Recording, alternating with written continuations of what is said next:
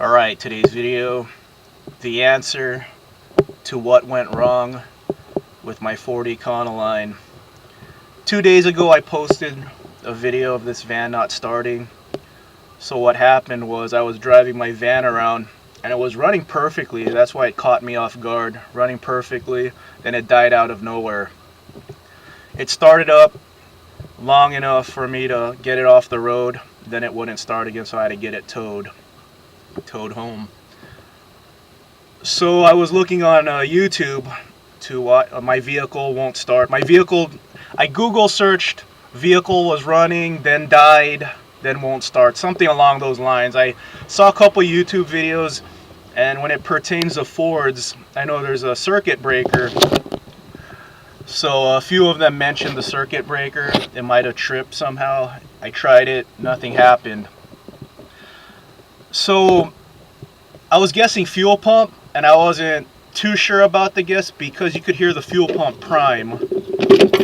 If you listen, I don't know if this camera will pick up the fuel pump priming, but yeah, I don't know if you could hear that buzzing sound, but that's the fuel pump. So I was like, okay, I could hear the fuel pump. Is it getting power? But it's just shot. I change my fuel filter every year, so I was thinking worst case scenario, fuel pump. That's not my skill level. You have to drop the tank and then full tank of fuel. That's like what, 30 gallons? So 30 times 8, 8 pounds. You do the math there. That's a couple hundred pounds. So I was like, okay, I don't have the means to drop a fuel tank.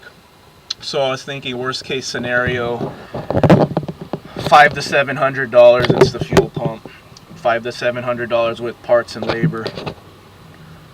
So if this has happened to you, or is happening to you, or you have a car that's not starting, it might be, here's the answer, it might be